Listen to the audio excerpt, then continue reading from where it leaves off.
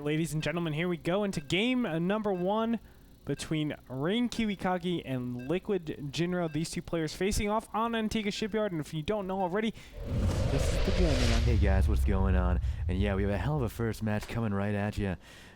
Yeah, going right to Antiga Shipyard here. There's going to be a Terran versus Protoss. So yeah, as we load up, good luck and have fun with both of these guys. Pretty excited about this. Hope we get some great games out of these two. Oh, we definitely will, and right away we can already say that it's going to be a great match because we have cross positions, and I love cross positions, sir. Do you know why I like cross positions? Why do you like cross positions? Because it goes towards the macro style. Ah, yes. Oh, the macro style, especially with these two players. After seeing what Jinro was able to do on in Korea, really hoping we can see some really good stuff out of this guy. Oh, Jinro. Yeah, the one thing I always think about Jinro, it's not so much his, I wouldn't say, how do I explain this? I wouldn't say Jinro has an individual strength in the game. Like, I wouldn't say his macro is the most amazing in the world or his micro control. It's all just good. The one thing that I will say that is so spectacular about Jinro is his drive, his dedication, his drive. That is one thing that nobody can ever take away from him. Something I admire about him so much. Just his passion for not only the game, but for, you know, just the sake, just competition. Just being that person that wants to be the #1 person and doing whatever it takes to get there. Yeah, Jinro's just one of those personable people. He has that certain zeal for competition, eSports, and you can really get behind a guy like that. Yes. You know, it's just pretty cool, and like that's why I'm like favoring him right now in an interesting way. Rooting for a player like Jinro is just absolutely infectious. You cannot not root for him. It's impossible. He's the greatest guy in the world. He's the greatest guy in the world. He's the world's greatest. The world's greatest. Wasn't going for that song, but it works out too. It's He's R. that Kelly. fire behind your eye. Yeah. A passion rate up high. He's getting Hey, you progressed. made it. You're the world's, He's the world's greatest. Okay, if he ends up losing and we keep singing that song, that'll be so BM. I know. Anyway, Gosh, I Kiwikaki just actually in the thought base about does spot. He's on the bottom right. Yep. And our first Marine is about halfway done right now, but that probe will be out of there in time.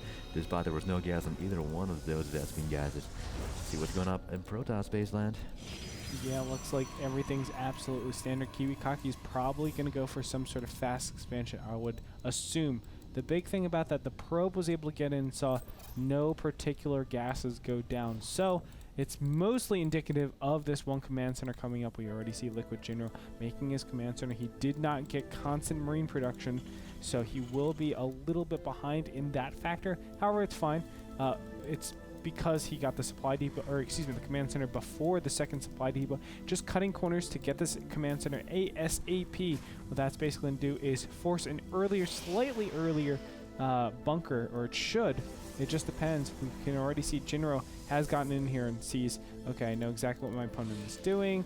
For the most part, I can see that the one refinery hasn't been taken, so I know my opponent isn't going something like a fast Void Ray, fast Dark Templars for now. Yep, and that's all he really needs to know, and he just heads on right back with that Zealot in tow.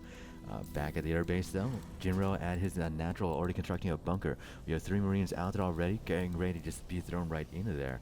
And also, Jinro moving his SCV to the bottom left here, just hiding him off for now. Maybe he knows that there are some units by his own like a watchtower, or just wants to like freak his opponent out a little bit here. Oh, there's our first stalker coming up from Kiwikaki on his way down south. And Jinro just still hiding that SCV there. Yeah, we'll see how it works out with him. Yep, and I like that play coming in from Jinro. He's just keeping an eye on the map. This is such an important tool. Always keeping an SCV or something like that out on the map to make sure that you can always go ahead and scout. Now, it'll do either one of two things. Force these units all the way back, or what it'll do is, if they come out here, you have a free scout, and you can get in there, see exactly what's going on. Yep, see a bit of dip and dive there from Kiwikaki with that first Zealot. Was able to spot the bunker in front of DPS. Can tell that there are Marines in there, about 4 of them indeed. And yeah, Jinro already mining away, has his orbital commands all set up and muling away. Back up top though, let's see what's up here. More gateways being thrown down. Looks like we're going to be seeing that warp gate research complete soon. Yeah, and this is probably the most standard thing we come to see from Protoss these days. You go up to 3 gateways, and you also get your robotics facility. The interesting thing is Kiwikaki did get the robotics bay or robotics facility before getting the additional 2 gateways. Nothing too big. He knows his opponent has gone ahead and expand, so he can do something like that. He has the agency right now to get a very, very fast Colossus tech. However, you know, he doesn't. There is a little bit of timing push that can happen. He just has to check for that first observer. Checking out back at Jinro's base, we have about 3 Rex out right now. Already has 1 tech lab working on Stimpack. So yeah, it's going to be continuously flooding out Marines. And we're about to see the factory complete too. Be curious to see what will this will lead to. Yeah, this is probably, again, the most standard thing you could do as Terran as well, going up to 3 refineries. You won't go to the 4th one because it's excessive a little bit. We do see that the factory is getting the reactor. The starport is going down as we speak. And literally this pushing out a little bit here too. Was able to cap that 1 zealot off. Here's an observer coming in too, about to see exactly what's going on in the base of Jinro. Jinro is going to continuously push out here, and Stim should kick in as he enters that base. He continues to push up, but there are 3 sentries just waiting up here, and Kiwikaki's natural. And yeah, we'll see. And Kiwikaki, of course, completely safe. He can go ahead, sentry, force field off this entire choke. He'll be absolutely fine. But for now, both these players playing absolutely standard. I can't. Well. All right, take it back. Stargate going down. Ooh, okay. A little different. We're going to be probably seeing some sort of Phoenix play. Most likely. That'd be pretty neat. Yeah, so it looks like if we saw Jinro back in the base, go and scan down and like destroy that 1 observer that was checking on by. We see a probe at the very top right here from Kiwikaki. Be curious to see if he will save up that mineral count and deploy another Nexus here. No, never mind. We'll just head on back. I think for now this is just going to be crazy, scouting but things. Nothing too crazy for Kiwikaki just yet. You can only hope so much, Redorp, right? You know, this is what we always talk about with Kiwikaki. He always does these things that are so innovative, so cool. Now, I think it's going to be Phoenixes, as I was saying before, just because of those medevacs, to take care of the medevacs. And there we have the first Phoenix coming out. Void Rays are kind of not as strong because they get to be very slow. You need to stand your ground 100%. And standing your ground against Terran sometimes isn't the best, because if they get a super, super great arc on you, you're like, oh, I need to back up and force field. If you force field, you know, your Void Rays are probably going to get picked off unless you get completely awesome force fields, which is very, very tough to do sometimes in high-pressure situations. Yep, so looking at upgrades right now for Jinro, we're seeing combat shields being researched as well as infantry weapons level 1. And he certainly does have a high infantry composition here. Ooh, single Phoenix right there. He doesn't spot that he's loaded up into a drop, so this will catch him a bit off guard here. And he's going to go the long way, hitting direct north first before dropping.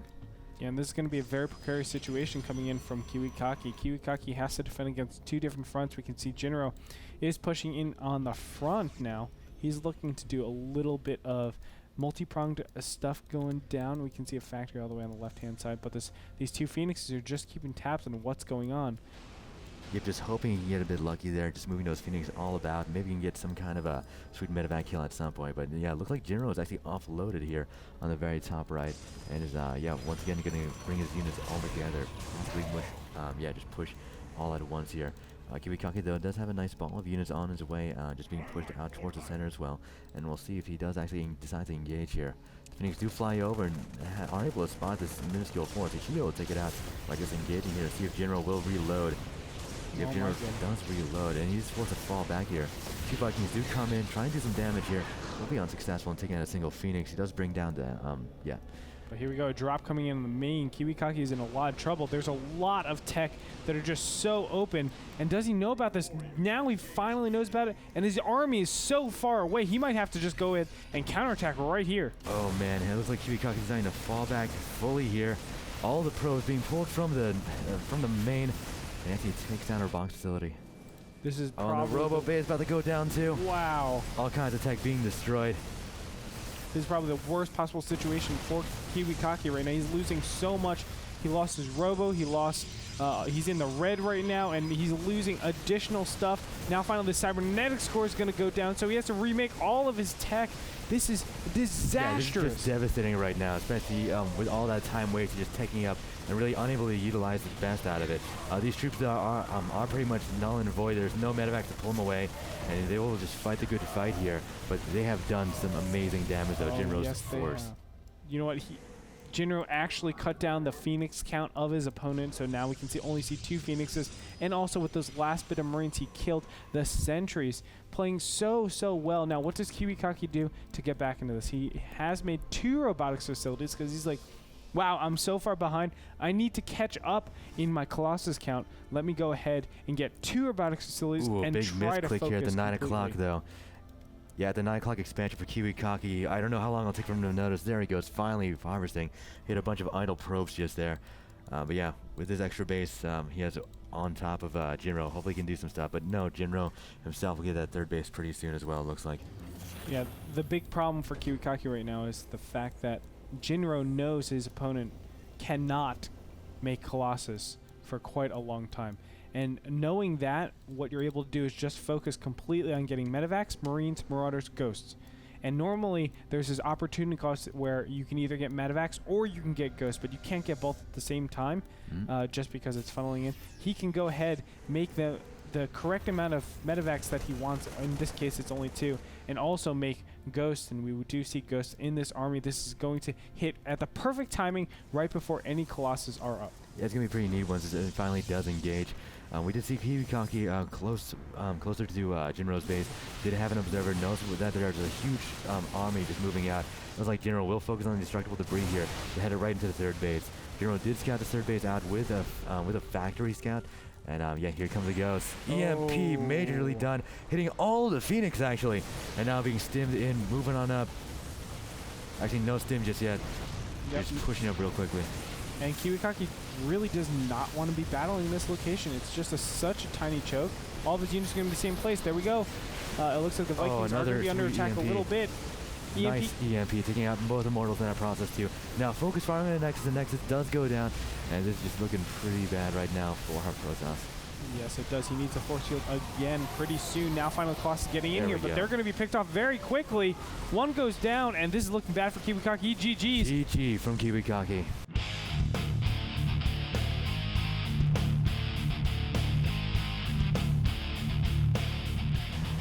So Jinro is going to take the first match. He's looking really good. That one drop, I have to say, just devastated his opponent. Yeah, there was just so much damage in that drop. And yeah, targeting each of those technology facilities, just bringing him down back to that level again, which is such a hindrance, especially if you're a Protoss dealing with that. You know, I think Kiwikaki said to himself, like, oh, when the first drop went down, he said, oh, the 2 medevacs that originally were started were probably in the middle of the map, but little did he know 2 were just shoved in the corner. Yep. And Jinro was just saying, please push out and come attack me. Please do it. He as soon as he saw it, he said, back attack. Yeah, it's the perfect timing right there. And yeah, I really was able to confuse him there with those two medevacs. If he only had that Phoenix in a different position, this game could have been completely different. He did have some Phoenix there, but if he had him further up though, right where those medevacs were coming in, it would have been able to hold him off, or at least had enough time to just pull back completely. It would have been awesome, man. I wonder if he actually did continue with that attack instead of falling back to his base. I wonder if that would have been able to help him out even like further down the line.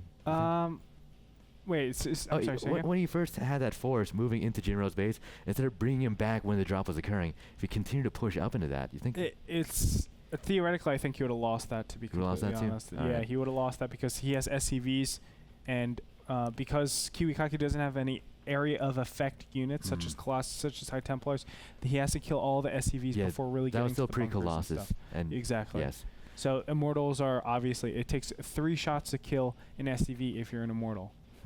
So it really, really diminishes their effectiveness. They want to be killing things like bunkers, like Marauders, of course, armored units where they deal 50 damage.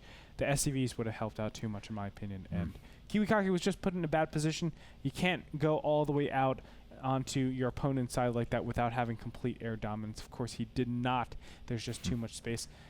Nevertheless, let's go ahead and get into our second game between these two players and see who's going to come out on top. Can Jinro take a 2-0, or can Kiwikaki come back in this? Join us. We'll be back after this break.